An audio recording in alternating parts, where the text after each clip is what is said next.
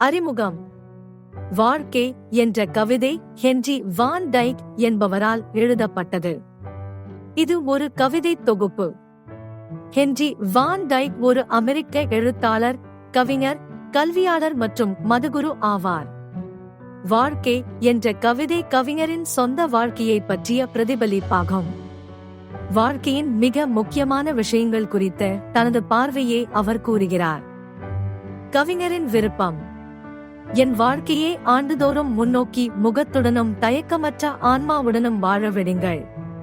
கவிஞர் முன்னோக்கி முகத்துடனும் தயக்கமற்ற ஆன்மாவுடனும் ஒரு சுதந்திரமான வாழ்க்கையை நடத்த விரும்புகிறார். அவர் தனது இலக்கை நோக்கி விரைந்து செல்லவோ அல்லது தனது இலக்கை விட்டு நகரவோ விரும்பவில்லை. கடந்த காலத்தில் இழந்த விஷயங்களுக்காக அவர் துக்கப்பட விரும்பவில்லை. எதிர்காலத்தை பற்றிய பயத்தில் அவர் பின்வாங்குவதில்லை. இளமை முதல் முதுமை வரை தன்னுடன் மகிழ்ச்சியுடன் பயணிக்கும் ஒரு முழுமையான மற்றும் மகிழ்ச்சியான இதயத்துடன் கவிஞர் தனது வாழ்க்கையை வாழ விரும்புகிறார். கவிஞரின் பயணம்.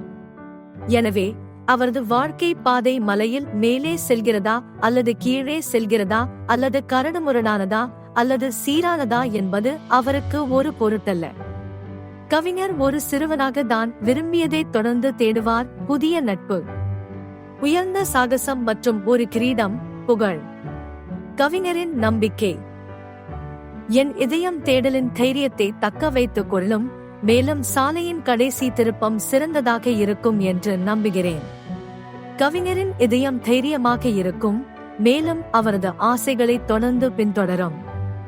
அவரது வாழ்க்கை பயணத்தின் கடைசி திருப்பம் சிறந்ததாக இருக்கும் என்று அவர் நம்புகிறார். முடிவு. இவ்வாறு கவிஞர் ஒரு சிறந்த வாழ்க்கையின் படத்தை தருகிறார். வாழ்க்கை ஒரு பயணம். நாம் எப்போதும் முன்னோக்கிச் செல்ல வேண்டும், ஒருபோதும் திரும்பி பார்க்கக்கூடாது. நாம் நம்பிக்கையுடனும் இருக்க வேண்டும்.